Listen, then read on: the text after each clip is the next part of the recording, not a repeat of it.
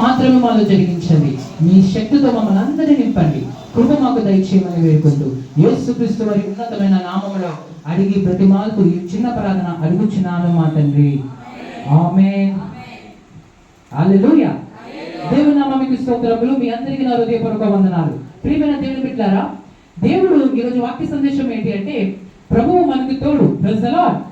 మనకు ఈ బంధువులు తోడుగా లేకపోవచ్చు, మన నమ్మిన వారు మనకు తోడుగా లేకపోవచ్చు, మన స్నేహితులు మనకు తోడుగా లేకపోవచ్చు, వీళ్ళు మనతో ఉంటారు అని మనం ఎవరినైతే అనుకుంటామో వారు మనకు తోడుగా లేకపోవచ్చు. కానీ మనం సేవించే దేవుడు, మనల్ని రక్షించిన దేవుడు, మనల్ని ప్రేమించిన దేవుడు ఎప్పుడు మనకి తోడై ఉంటారు. హల్లెలూయా, హల్లెలూయా. దేవుని వాక్యాలు ఎలా సెలవిస్తున్నాయి? కీర్తన గ్రంథము 46వ అధ్యాయము 7వ వచనము. కీర్తన గ్రంథము 46వ అధ్యాయము 7వ వచనము. అక్కడ వాక్యము ఇలా సెలవిస్తూ ఉన్నది, సైన్యములకు అధిపతియగు యెహోవా మనకు తోడై ఉన్నాడు. యాకోబు యొక్క దేవుడు మనకు ఆశ్రయమై ఉన్నాడు. హల్లెలూయా.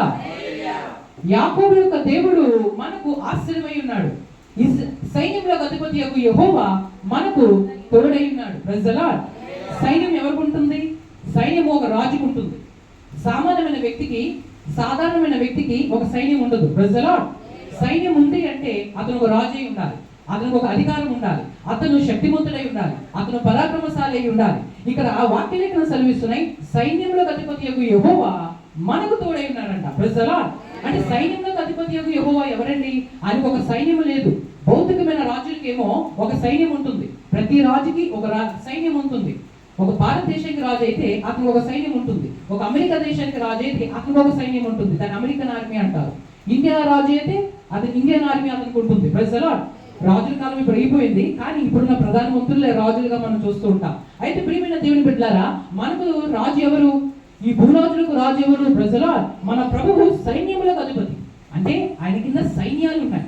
అంటే ఒక సైన్యము కాదు, 2 సైన్యాలు కాదు, అక్కడ లెక్క చెప్పలేదు, అనేక సైన్యాలు అక్కడ ఉన్నాయి. సైన్యములకు అధిపతియగు యెహోవా మనకు తోడై ఉన్నాడు. యాకోబు యొక్క దేవుడు మనకు ఆశ్రయమై ఉన్నాడు. యాకోబు యొక్క దేవుడు అంటే యాకోబు సేవించిన దేవుడు, యాకోబు పూజించిన దేవుడు, యాకోబు ప్రార్థించిన దేవుడు. Praise the Lord. యాకోబు మీకు తెలుసు ఎవరో? అబ్రహాము యొక్క మనవడు. ఆ యాకోబు యొక్క సంతానమే ఇజ్రాయేల్ దేశముగా మారి ఈరోజు ప్రపంచంలో అతి ఉన్నతమైన దేశంగాను, ఒక బలమైన దేశముగాను, ఒక ఉన్నతమైన దేశముగాను, జ్ఞానం కలిగిన దేశముగాను, సైన్యంలో కావచ్చు, జ్ఞానంలో కావచ్చు, చదువు పరంగా కావచ్చు, అన్ని రంగాల్లో కూడా ముందున్న దేశాలలో ఇజ్రాయెల్ దేశం ఒకటే ఉన్నది. Praise the Lord. దానికి కారణం ఏంటి? ఇజ్రాయెల్ మళ్ళాటి మనుషులే, మళ్ళాటి స్వభావం కలిగిన వారే, మళ్ళాటి చేతులు కాళ్ళు కలిగిన వారే. కానీ వాళ్ళున్న గొప్ప విషయం ఏంటంటే వారు సేవించిన దేవుడు బట్టే వారి గొప్పతనమై ఉన్నది. Praise the lord. ప్రియమైన దేవుని బిడ్డ, ఇజ్రాయెల్ వారు మాత్రమే కాదు, మనము కూడా ఇజ్రాయెల్మై ఉన్నాం.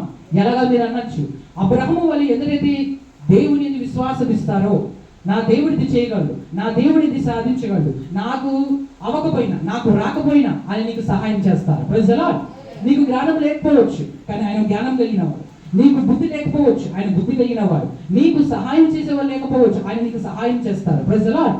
మీకు ఒక విషయం తెలుసు, దావీదు నాకు చిన్న బిడ్డ ఇజ్రాయెల్ దేశంలో ఉండేవాడు. Praise the Lord. అతను మళ్ళాటి ఒక చిన్న బాలుడుగా ఉన్నప్పుడు అతనికి ఒక సవాల్ ఎదురైంది. గొలియాత్ అనే ఒక వ్యక్తి అతని మీదకి వచ్చాడు. Praise the Lord. అయితే దావీదు తన శక్తిని బట్టి గొలియాతును జయించలేదు, దావీదు తన దేవుని బట్టి గొలియాతును జయించలేదు, దావీదు సేవించిన దేవుని బట్టి దావీదు గొలియాతును జయించింది. Praise the Lord.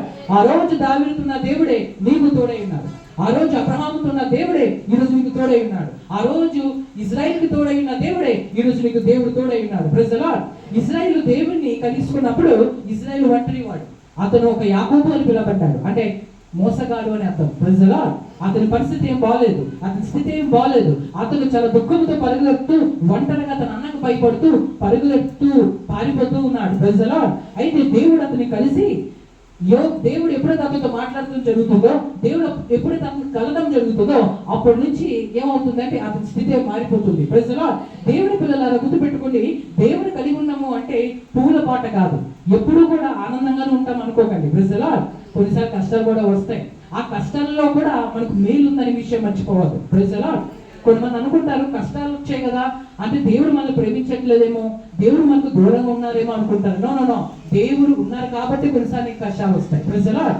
అయితే గుర్తుపెట్టుకో, కష్టాలు రావని కాదు, కానీ కష్టాల్లో నువ్వు జయిస్తావు. కష్టాల్లో సహాయం చేసే దేవుడు నీకు తోడై ఉన్నాడు. Praise the lord.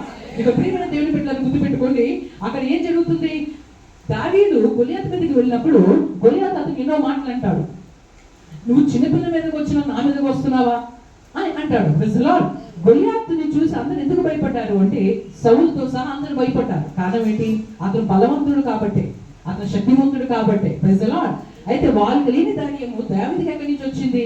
దావీదుకి సైన్యం లేదు ఆ రోజుల్లో, దావీదు ఇంకా రాజు అవ్వలేదు, దావీదు వెనకాల ఏ ఒక్కరు లేరు, దావీదు ఒంటరివాడుగా ఉన్నాడు. Praise the Lord. కానీ దావీదు ఒంటరివాడైనా అందరికి మించిన దేవుడు దావీదుతో ఉన్నాడని దావీదు తన హృదయంలో విశ్వసించాడు. Praise the Lord. ఈ రోజు నువ్వు కాలేజీలో ఉన్నా, ఈ రోజు నువ్వు చదువుకుంటున్నా, ఈ రోజు నువ్వు నీ కుటుంబంలో ఉన్నా, నువ్వు ఈ పరిస్థితి ఏదైనా, నీ స్థితి ఏదైనా, నీ పేరు ఏదైనా, నువ్వు ఏ స్థలం నుంచి వచ్చిన వ్యక్తివైనా దేవుడు మాత్రం నేను ప్రేమిస్తున్నాను. Praise the Lord. అది నువ్వు నమ్మితే ఒకసారి దేవుని గట్టిగా చెప్పండి, హల్లెలూయా, హల్లెలూయా. ప్రియమైన దేవుని బిడ్డ, ఈ రోజు మీరు కూడా ఆర్థికంగా విరిగిపోయి ఉండొచ్చు. Praise the Lord. ఆర్థిక సమస్యలతో మీరు బాధపడుతూ ఆర్థికంగా విరిగిపోయి ఉండొచ్చు. లేదా కొంతమంది ఆత్మీయులు విరిగిపోయి ఉండొచ్చు, ఆత్మీయ స్థితిలో మీరు పడిపోయి ఉండొచ్చు. Praise the Lord. లేదా భౌతికంగా మీరు పడిపోయి ఉండొచ్చు. ఒక విధంగా చెప్పని ఆరోగ్యపరంగా మీరు పడిపోయి ఉండొచ్చు. కానీ దేవుడు మీకు సెలవిస్తున్నారు, హృదయం విరిగిపోయిందా? విరుగుడులో నుంచి నా దేవుడు అద్భుతాలు చేయగల శక్తిమంతుడు. Praise the Lord. హల్లెలూయా. సూర్యములో నుంచి ఏం సృజించారు ఆయన? సృష్టిని చేసిన దేవుడు, సమస్తాన్ని చేసిన దేవుడు. అంటే దాని అర్థమేంటో తెలుసా? తన ప్రియ కుమారుని మన కోసం ఇవ్వడానికి వెనుక తీయని దేవుడు ఆయనతో పాటు సమస్తమును మనకి ఎదుగు అనుగ్రహింపడు, నిశ్చయంగా అనుగ్రహిస్తాడు. Praise the Lord. అయితే నమ్ముటని వల్లనైతే నమ్మవానికి సమస్తము సాధ్యమే. మీకు తెలుసు, మార్త అక్కడ ఏడుస్తూ ఉన్నారు, ప్రభా నువ్వే ఇక్కడ ఉంటుంటే నా సహోదరుడు చనిపోకుండానే.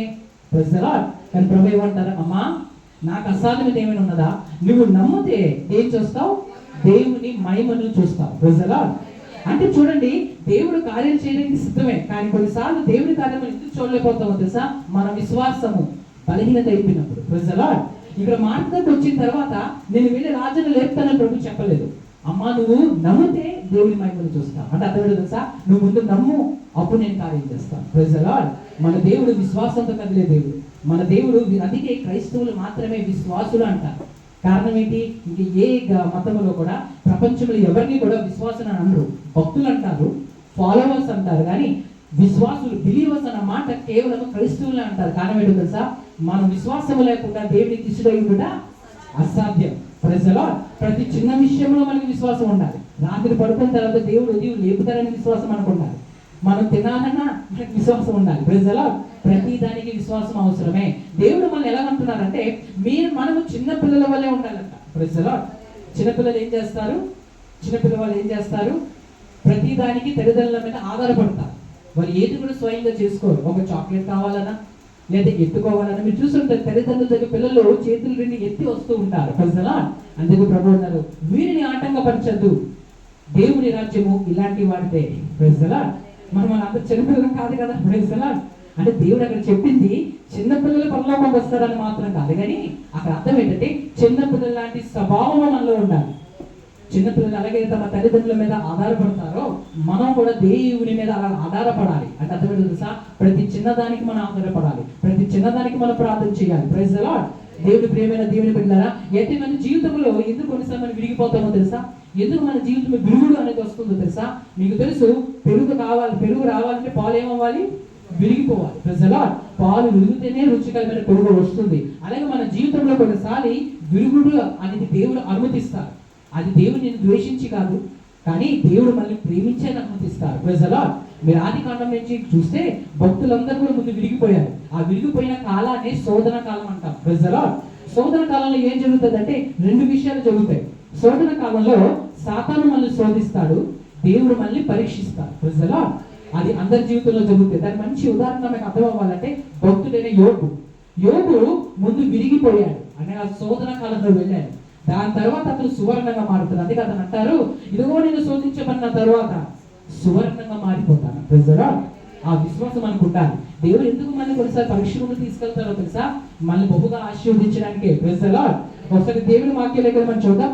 మత్తయి సువార్త 14వ అధ్యాయము 13వ వచనం తీయండి. Praise the Lord. మత్తయి సువార్త 14వ అధ్యాయము 13వ వచనము. అక్కడ దేవుని వాక్య లేఖనాలు ఉంటాయి. ఒకసారి తీసిన వాళ్ళు ఎవరైనా చదవండి అమ్మా, చదవండి. ఇందు నిమిత్తము నేను ఉపమాన రీతిగా వారికి బోధించుచున్నాను. ఈ ప్రజలు కనులారా చూచి చెవులార విని హృదయముతో గ్రహించి మనసు తిప్పుకునేలాగున స్వస్థత పొందుకున్నట్లు వాళ్ళు హృదయము క్రోవినది. వాళ్ళ చెవులు వినుటకు మందమైనవి, వారు తమ కన్నులు మూసుకుని ఉన్నారు. కనుక మీరు వినుట మట్టుకు విందురు గాని గ్రహింపనే గ్రహింపరు, చూచుట మట్టుకు చూతురు గాని ఎంత మాత్రమును తెలుసుకున్నారు. యేసయ్య చెప్పిన ప్రవచనము, యెషయా చెప్పిన ప్రవచనము వీరి విషయమై నెరవేర్చున్నది. 19వ వచనం చదవండి. 19 ఎవడైనను రాజ్యము గూర్చిన వాక్యము వినియు గ్రహింపగా ఉండగా దుష్టుడు వచ్చి వారి హృదయములో వ్యక్తపడిన దానిని ఎత్తుకొని పోను. చాలండి ప్రజల, ఎవరైనా దేవుని వాక్యం విని కూడా దాన్ని గ్రహించుకుంటే దుష్టుడు వచ్చి దాన్ని ఎత్తుకొని పోతారు. ఇక్కడ చూడండి ప్రియమైన దేవుని బిడ్డలారా, యేసుక్రీస్తు వారికి కూడా దేవుని వాక్యం అనేది చాలా పవర్ఫుల్ అయినది. ఎందుకో తెలుసా? ఆది యందు వాక్యం ఉండెను, వాక్యము దేవుని యొద్ద ఉండెను, వాక్యమే దేవుడై ఉండెను. Praise the lord. అంటే వాక్యం ఎవరై ఉన్నారో తెలుసా? దేవుడు. యేసయ్యకు లోపడడం అంటే బైబిల్కి లోపడమే. Praise the Lord. ఈ బైబిల్లో రాయబడిన విషయాలకు లోపడమే. యేసయ్య బైబిల్ వేరు కాదు. Praise the Lord. ఆది యందు ఏముండెను? వాక్యం ఉండేది, వాక్యము దేవుని యొద్ద ఉండేది, వాక్యమే దేవుడై ఉండేది. అంటే వాక్యము దేవుడు మాట. Praise the Lord. అదే మన వాక్యంకి లోపడమని దేవుడు చెప్తున్నారు. ఎవరైతే వాక్యంకి లోపడతారో యేసయ్యకి లోపడినట్లే. Praise the lord. ప్రియమైన దేవుని బిడ్డలారా, మన జీవితం ఎందుకు మనం విరిగిపోతామో తెలుసా? మీకు తెలుసు, యేసుక్రీస్తు వారు ఏం చేస్తారు అంటే, అక్కడ 5 రొట్టెలు 2 చేపలు. Praise the Lord. ఈ విషయం మీకు తెలుసు. 5 రొట్టెలు 2 చేపలు. ఈ 2 చేపలు 5 రొట్టెలు ప్రభువుకు వచ్చినప్పుడు అవి 5 రొట్టెలే 2 చేపలే. కానీ ప్రభువుకు వచ్చిన తర్వాత అవి 12 గంపలుగా మారుతాయి. Praise the Lord. హల్లెలూయా. అవి ఎలా మారుతాయో తెలుసా? 12 గంపల కింద విరవబడ్డాయి కాబట్టి. Yes right. Praise the Lord. విరవబడ్డాయి. ఎవరు విరిచారో తెలుసా? ప్రభువే విరిచారు వాటిని. Praise the lord. అంటే చూడండి, ప్రభు విరిచితేనే అవి 12 గంపలుగా మారాయి. అలాగే మన జీవితంలో కూడా దేవుడు ఏం చేస్తారో తెలుసుకోండి, సార్లు మనం విరుస్తాం. ఎందుకు ప్రభు నన్ను విరుస్తున్నావు అని మనం అనుకుంటామేమో, కానీ అది సైలెంట్ గా ఉంటుంది. మనకి అర్థం కాదుగా. దేవుడు చెప్తారు, నీకు మేలు కొరికే చేస్తున్నాను. ఆ స్వరం మనకి వినిపించదు. Praise the Lord. ఆయన మన మేలు కొరికే చేస్తారు. ఎందుకంటే ఒకటి గుర్తుపెట్టుకుని, విరుగుపడినప్పుడు అది దేనికి సూచన ఉంది? కారు మేఘాలు వస్తుంటే దాని అర్థం ఏంటి? బాగా వర్షం పడబోతుంది అని అర్థం. మన జీవితంలో మీరు ఎప్పుడైనా విరిగిపోతున్నారని మీకు అనిపిస్తే గుర్తుపెట్టుకోండి, ప్రభుని నమ్మాను కదా, ప్రభుని సేవిస్తున్నాను కదా, ప్రభుని ప్రార్థిస్తున్నాను కదా, దేవుడి సంఘానికి వెళ్తున్నాను, దేవుని ఆరాధిస్తున్నాను, దేవుడితోనే నేను ఉంటున్నాను కదా, అయినా నేను ఎందుకు విరిగిపోతున్నాను? జీవితంలో ఎందుకు విరిగిపోతున్నావో తెలుసా? దాని వెనకాల గొప్ప ఆశీర్వాదం ఉంది. Praise the Lord. ఎందుకు విరిగిపోతున్నావు అంటే దేవునికి తెలియక జరగట్లేదు, దేవునికి తెలిసే జరుగుతుంది. Praise the lord. దేవుడు అనుమతించారు. కారణం ఏంటో తెలుసా? ఒకటి, దేవుడు ఎందుకు మనల్ని వినడానికి విరపడడానికి ఎందుకు దేవుడు మనకి సహాయం చేస్తారంటే, ఎందుకు దేవుడు మనకు ఒకసారి దాన్ని అనుమతిస్తారంటే, ఒకటి మనం అభివృద్ధి చెందడానికి. చెప్పండి, దేనికి? అభివృద్ధి అంటే ఏంటో తెలుసా? ఉన్నట్లు కాదు, పెరగడానికి, గొప్ప అవ్వడానికి, అధికంగా అవ్వడానికి. Praise the lord. ఎలా చెప్పవచ్చు? ఎందుకంటే 5 రొట్టెలు 2 చేపలేవి, కానీ దేవుడు ఏం చేశారు? వాటిని 12 గంపలుగా మార్చారు. 12 గంపలుగా అంటే 5 రొట్టెలు 2 చేపలు 12 గంపలుగా మారాలంటే దేవుడి చేత విరవబడాలి. Praise the Lord. దేవుడి చేత విరవబడాలి. హల్లెలూయా. దేవుడి చేత విరవబడాలి. అలాగే యోసేపు 13 సంవత్సరాలు దేవుడి చేత విరవబడ్డారు. ఎలాగో తెలుసా? 17 ఏళ్ళలో అతనికి కల వస్తుంది. ఏమని? నీ అందరికంటే నువ్వు గొప్పవాడు అవుతావు. కానీ జీవితం ఎలా మారుతూ వెళ్తారో తెలుసా? ఆ 17 నుంచి 18కి అవుతానేమో నేను ప్రధాని అనుకున్నాడు, అవలే. 19కి అవుతానేమో, అవలే. 25 వచ్చింది, అవలే. 28 వచ్చింది, అవలే. ఏం జరిగింది మరి? అది దేవుడు ఇచ్చిన వాగ్దానానికి విరోధంగా జరుగుతుంది. అంటే అర్థం ఏంటి? దేవుడు మాత్రం పైకి తీసుకెళ్తానంటే అతనికి ఏమైపోతున్నాడు? కిందకి వెళ్ళిపోతున్నాడు. Praise the lord. కొన్నిసార్లు దేవుడు మన పరిస్థితి అలాగే ఉంటుంది. ఎందుకో తెలుసా? పరీక్ష. It's a test. Praise the lord. దేవుడు మన విశ్వాసాన్ని గమనిస్తారు, ఏం చేస్తావని. కానీ ఆయన ఇచ్చిన మాట మనం ఎప్పుడు తప్పిపోదు. ఏమైందో మీకు తెలుసు. తన అన్నల కంటే గొప్పవాడు అవుతారని దేవుడు వాగ్దానం చేస్తే అతను ఏమైపోతున్నాడు తెలుసా? అందరి దగ్గర దాసుడు అయిపోతున్నాడు, అందరి దగ్గర తక్కువవాడు అయిపోతున్నాడు, అందరి దగ్గర తక్కువ పేరు వస్తుంది, అందరూ అతన్ని హీనంగా చూస్తున్నారు, తక్కువగా చూస్తున్నారు. యోసేపు అనిపించి ఉంటుంది, సాతాను అతను శోధించాడు. ఏమన్నా తెలుసా? నువ్వు దేవుని నమ్ముకున్నావు కదా, దేవుడు నీకు కళ ఇచ్చారు కదా, దేవుడు నీకు మాట ఇచ్చారు కదా, ఏది ఆ వాగ్దానం, ఏది ఆ కళ, నువ్వు ఎందుకు ఇంత తీరుడు అయిపోయావు, కనీసం నీ ఇంట్లో కూడా నీకు స్థానం లేకుండా అయిపోయింది, నువ్వు అన్నలకి ఎప్పుడు గొప్పవాడు అవుతావు, కనీసం నువ్వు సమాజంలో కూడా నీ మట్టుకు నువ్వు కూడా నువ్వు గొప్పవాడు కాలేదే అని అపవాదం అతను శోధించాడు. కానీ యోసేపులో అతను కాపాడింది ఏదో తెలుసా? ది ఫెయిత్, విశ్వాసం. మనలో ఆ విశ్వాసం ఉండాలి. Praise the lord. ఏదో తెలుసా? వాగ్దానం చేసిన వాడు వాగ్దానాన్ని నెరవేర్చగల సమర్థుడు. హల్లెలూయా. పిలిచిన వాడు నమ్మదగిన దేవుడు అని మనం ఎప్పుడైతే నమ్ముతామో సమయం వచ్చిస్తుంది, ఖచ్చితంగా ఆయన జరిగించి తీరుతారు. హల్లెలూయా. పరలోకములో దేవుడు మన ప్రార్థనకి జవాబిస్తారు, కానీ దానికి ఒక టైం రాస్తారు. ఎప్పుడు కూడా గుర్తుపెట్టుకుని ఏం రాస్తారు? టైం రాస్తారు. ఆ మాట ఎక్కడ ఉంటుందంటే ప్రసంగి 3:1 ఉంటుంది.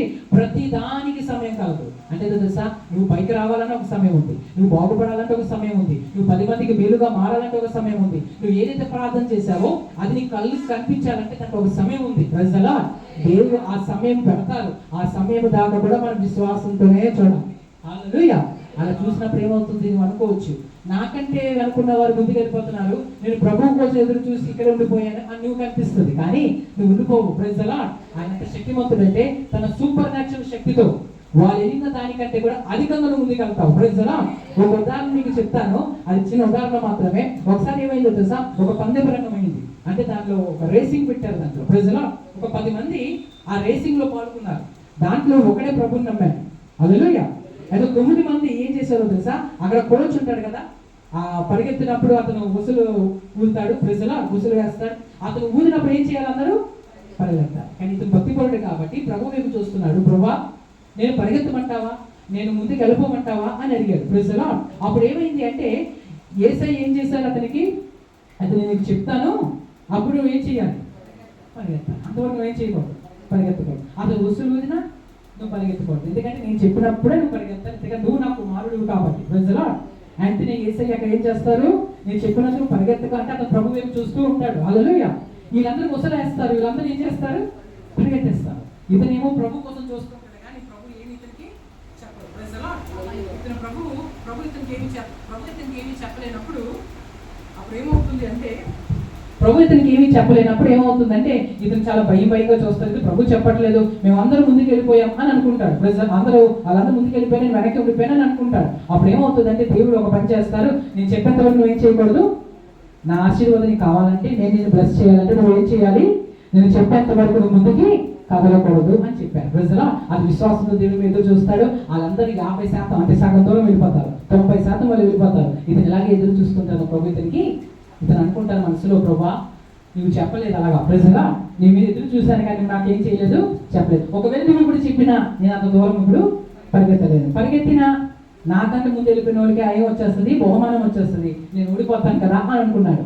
కానీ ప్రభు చెప్పారు, నువ్వు నమ్మితే నా యొక్క మహిమను చూస్తాం. ప్రజలా నమ్మారు, దేవుడిని విశ్వసించారు. అప్పుడు ఏం జరిగిందో మీకు తెలుసా? ఏం జరుగుతుందో తెలుసా? ప్రజలా అతనికి ఒక విధమైన అలస్టిక్ లాంటిది వెనక పెడతా. మీకు తెలుసు, రప్పని వెనక లాగితే ఏమవుతుంది? ముందుకు చాలా స్పీడ్గా వెళ్ళిపోతుంది. ప్రజలా అప్పుడు దేవుడు అన్నారంటే ఇప్పుడు నీ సమయం వచ్చింది ఆగని. వాడు 95% దూరం వెళ్ళిన తర్వాత ఇంకా 5 అడుగులే ఉన్నాయి. అప్పుడు దేవుడు తన శక్తిని ఇతని మీద పంపించగా ఇతను వెనకలాగి పోగిసాడంట. ప్రజలా వెనకకు లాగి ముందుకు ఇసిరారు. ప్రజలా దేవుడు ఇచ్చిన ఆ ఫాస్ట్నెస్ కి వాళ్ళు 96 వెళ్ళిపోయి ఇతను 100లోకి వెళ్ళిపోయారు ఒకేసారి. ప్రజలా హల్లెలూయా. దేవుని నామమునకు మహిమ కలుగును గాక. ఆమేన్. అప్పుడు వాళ్ళందరూ వచ్చి అనుకున్నారు మేమే ఫస్ట్ వచ్చామని చూశారు, కానీ అప్పటికే ఇతనికి మెడల్ వేసేసారు. కారణం ఏంటో తెలుసా? ఇతను కష్టపడలేదు, కానీ దేవుని దగ్గర విశ్వాసంతో ఎదురు చూశారు. ప్రియమైన దేవుడు కూడా ఈరోజు మనం ఏం తెలుసుకున్నాము అంటే, గుర్తుపెట్టుకోండి, మనము దేవుడి మీద విశ్వసించినప్పుడు, దేవుడి మీద మనం ఆధారపడినప్పుడు ఏం జరుగుతుంది అంటే మనం ఎప్పుడు ఓడిపోవు, కానీ ఎప్పుడు మనం ఏమవుతాం? నిశ్చయంగా గెలుస్తాం. Praise the lord. కాబట్టి గుర్తుపెట్టుకోండి, విశ్వసించడం కష్టంగానే కనిపిస్తుంది, ఏమి కనిపించదు, ఏమి జరుగుతుందో కానీ అదే విశ్వాసం అవుతుంది. Praise the lord. నీకు కనిపిస్తుంది విశ్వాసం అనరు. విశ్వాసం అంటే నీకు కనిపించదు, ఏమవుతుందో నీకు తెలియదు, ఏం జరుగుతుందో నీకు తెలియదు, కానీ నువ్వు దేవుని మీద విశ్వాసం పెట్టుకొని ఏం చేయాలి అంటే ఆయన మీద మాత్రమే నువ్వు ఏం పెట్టుకోవాలి?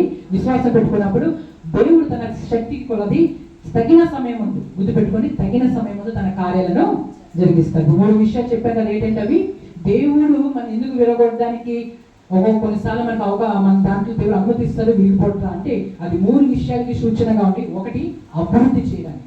రెండవది మనల్ని దీవించడానికి, ఆయన విరిచి వాటిని ఆశీర్వదించారు. అంటే ఆశీర్వదిస్తారు. ప్రజలా దేవుడి ఆశీర్వాదం కావాలంటే మనం విరిగిపోవాలి. యోబు చూడండి విరిగిపోయాడు, అన్ని కోల్పోయాడు, కానీ తర్వాత గొప్పవాడు అయ్యాడు. దావీదు చూడండి ముందు విరిగిపోయాడు. సౌలు ఎలా విరిగిపోయాడు మీకు తెలుసు. 3 విధాలమైన శ్రమల మీదకి వస్తాయి. గొలియాతు వల్ల, సింహము వల్ల, ఎలుగుబంటి వల్ల. దాని తర్వాత సౌలు కూడా తన సొంత మామ అతను చంపడానికి బయలుదేరుతారు. ఇవన్నీ దావీదుకు వచ్చిన శ్రమలు, అంటే శోధన కాలం. తర్వాత దావీదు సువర్ణ కాలంలోకి ప్రవేశిస్తాడు. దాన్ని ఏమంటారు? ఆశీర్వాద కాలం అంటారు. Praise the lord. అంటే దావీదు ముందు విరిగిపోయాడు. యోసేపు 13 సంవత్సరాలు విరిగిపోయాడు. మోషే 40 సంవత్సరాలు, 80 సంవత్సరాలు సుమారు మోషే విరిగిపోయాడు. 40 సంవత్సరాలు ఏమో ఐగుప్తులో ఉంటాడు, 40 సంవత్సరాలు ఏమో మిద్యాన్ ప్రాంతంలో ఉంటాడు. అప్పుడే ప్రవక్త అవ్వడు ఆయన. Praise the lord. 87కి దేవుడు అతను పిలుస్తారు.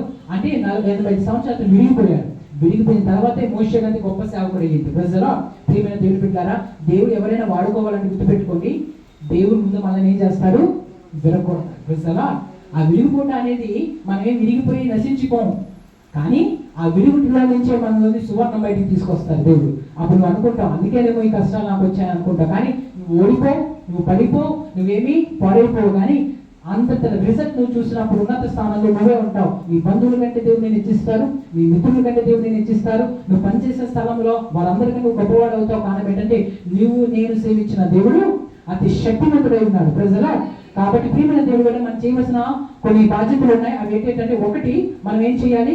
మనసు మార్చుకొని ఎప్పుడు ఉండాలి. అంటే ఎప్పుడు కూడా మన మనసును దేవునికి ఇష్టంగా మలుచుకోవాలి. ప్రజలా అది రోమీయులకు రాసిన పత్రిక 12వ అధ్యాయం 2వ వచనంలో రాయబడి ఉంది. రెండోదేమో, నేను త్వరగా చెప్తున్నా, సమయం అయిపోతుంది కాబట్టి ప్రజలా, రెండోదేమో మనం ఏం కలిగి ఉండాలంటే విశ్వాసం కలిగి ఉండాలి దేవుని మీద. అది ఎప్పుడు రాసిన పత్రిక 11వ అధ్యాయంలో రాయబడి ఉంది. ప్రజలా అక్కడ విశ్వాసం వీళ్ళందరూ ఉంటారు. మూడోది, మనం గొప్పగా ప్రార్థన చేయాలి. ఎప్పుడు కూడా ప్రార్థన నిర్లక్ష్యం చేయొద్దు. ప్రార్థన దానియేలు 6వ అధ్యాయం 10వ వచనం దానిని ప్రార్థిస్తారు. మార్కు 1:35లో యేసుక్రీస్తు వారు ప్రార్థిస్తారు. మత్తయి 7:7లో అడుగుడి మీకు ఇవ్వబడిన, వెతుకుడి మీకు దొరుకును అని రాయబడి ఉంటుంది. ప్రజలా తట్టుడి మీకు తీయబడుతుంది.